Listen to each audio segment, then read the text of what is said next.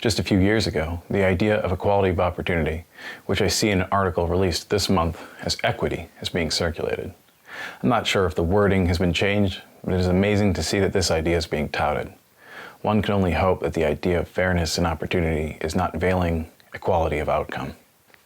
Equity recognizes that individuals have different needs and challenges, which must be accounted for in order to create a level playing field. In the hiring process, this means that individuals who come from marginalized backgrounds or have been historically excluded from certain industries may require additional support to achieve success. For example, a candidate from a low-income family may need access to training or mentorship programs to level the playing field with more privileged candidates. By prioritizing equity, organizations can create opportunities for all candidates to succeed, regardless of their backgrounds. Equity recognizes that not all candidates start from the same place. Some may have had access to better education, internships, or other opportunities that give them an advantage in the job market. By focusing on equity, organizations can ensure that they are not just hiring those who have had the most advantages, but are creating a diverse and inclusive workplace where everyone has the opportunity to succeed. Equity recognizes that systemic barriers exist that prevent certain individuals from accessing job opportunities. For example, systemic racism, sexism, and ableism can create significant barriers for marginalized groups seeking employment. By prioritizing equity in the hiring process, organizations can actively work to dismantle these systemic barriers and create a more inclusive workplace. Prioritizing equity in the hiring process is not just the right thing to do, it is also good for business. Research has shown that diverse and inclusive workplaces are more innovative, creative, and productive. By valuing equity over equality, organizations can create a more diverse and inclusive workplace, which in turn leads to better outcomes for everyone. While equality and equity may seem similar, there are compelling reasons why equity is valued more in the hiring process. By focusing on equity, organizations can create a level playing field for all candidates, account for different needs and challenges, ensure diversity and inclusion, and improve business outcomes. By embracing equity in the hiring process, organizations can create a better and more just world for everyone.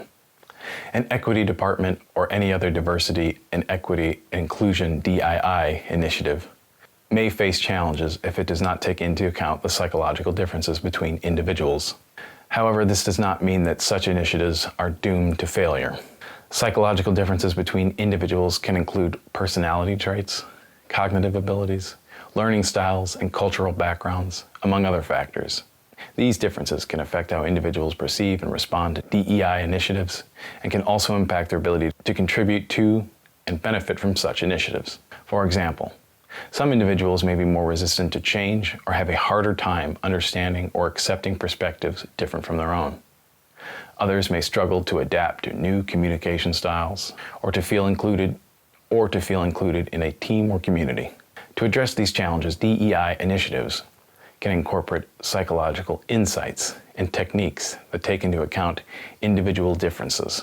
For example, training programs can be tailored to individual learning styles or preferences, and communication strategies can be adjusted to be more inclusive of different cultural backgrounds. DEI initiatives can benefit from the involvement of individuals with diverse psychological profiles in the planning and implementation stages. By including a range of perspectives and experiences, initiatives can be more effective at addressing the needs and concerns of all stakeholders. In short, while psychological differences can present challenges for DEI initiatives, they do not make initiatives doomed to failure. By incorporating psychological insights and involving diverse stakeholders in the process, DEI initiatives can be more effective at addressing the unique needs and circumstances of all individuals.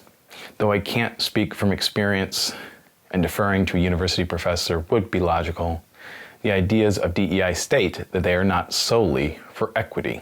While scientific research such as the Big Five personality test can provide valuable insights into individual differences in the workplace, it is important to note that diversity, equity, and inclusiveness departments are not stunted for taking it into account. While the Big Five personality test can provide insight into individual differences in the workplace, it is not a perfect tool.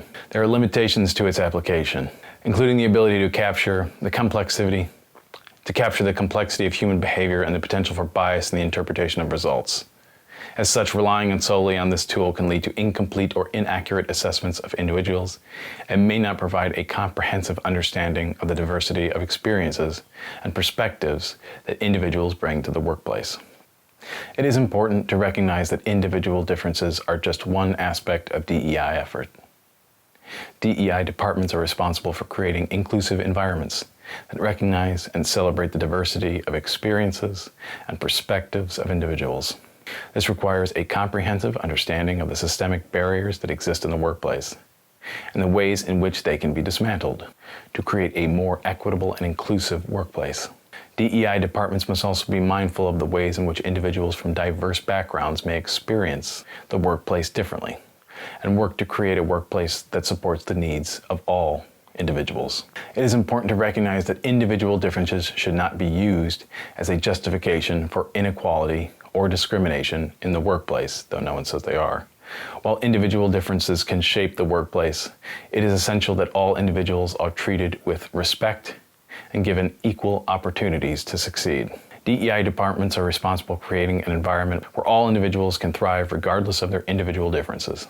While scientific research can provide valuable insights into individual differences in the workplace, it is important to recognize that DEI efforts require a more comprehensive approach.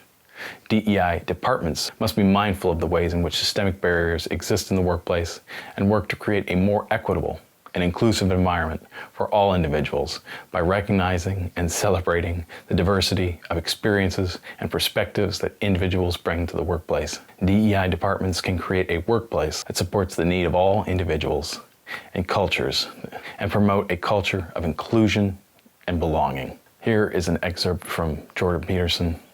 Again, I'll defer to somebody with experience. Okay, so anyways, back to the equity thing of all the preposterous and idiotic ideas. So, first of all, to make gender equity across every dimension of an organization, you have to assume that men and women have identical interests and temperaments, and that if they don't, the state should intervene to bloody well ensure that they do, which is something for all you women to figure out, because now there's many positions in society that women preferentially occupy. So what are you going to do about that? And what are you going to do about the Asians? Because they occupy preferential positions as well. You know, they're overrepresented in all sorts of professional institutions. And the probability is that that's going to increase. What are you going to do about that? What about the Jews? What are you going to do about them? Because they're in the same position as the Asians. You going to put quotas on all those people?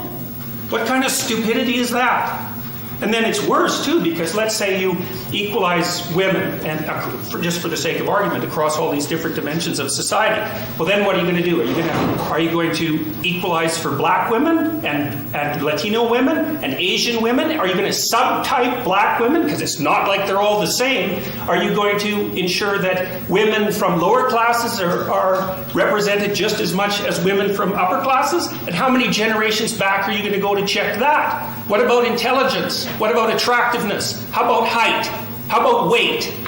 So the problem with the fractionation by group identity is that it's endless. There's no way of ensuring equality across groups because there's an infinite number of groups. You can fragment group identity all the way down to the level of the individual, which is exactly what you should do, which is what we already did in the West.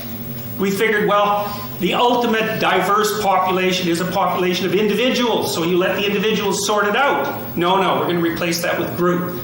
Well, what that means for the bloody social activists is that they'll be able to play this game forever because you can continually fractionate group identity ad nauseum, and so the system will never be equal. And you can bloody well be sure that as we implement social policy to make sure that all outcomes are equal, that the amount of space that you personally are going to have to maneuver in is going to shrink and shrink and shrink and shrink. We've already seen that happen in many societies. You'd think we would learn from the 20th century.